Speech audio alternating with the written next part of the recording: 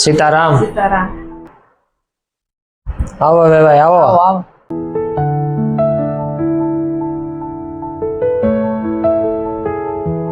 કેમ છે વેવાઈ? ઘરે બધા મજામાં છે ને?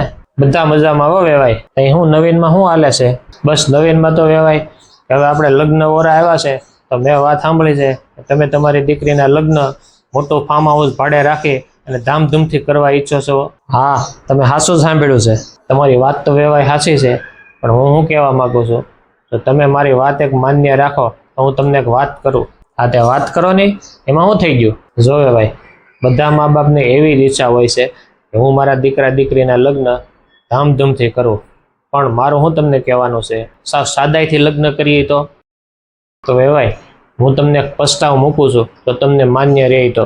માન્ય રાખવાનો સવાલ જ નથી. જેમાં તમે રાજી એમાં હું રાજી.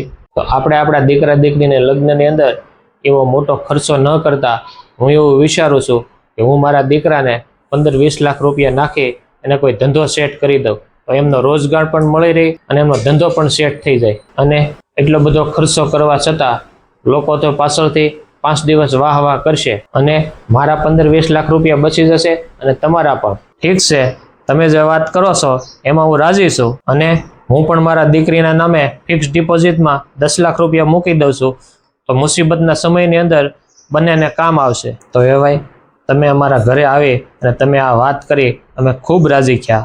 ચાલો વેવાઈ, તો હવે આપણે લગ્ન નજીક આવ્યા છે તો હવે સાદાઈથી લગ્ન કરવા માટે આપણે તૈયારી કરવા મળીએ. આવજો વેવાઈ. હા, તો આવજો અને પાછા સમય કાઢી અને આવજો બેસવા શાંતિથી.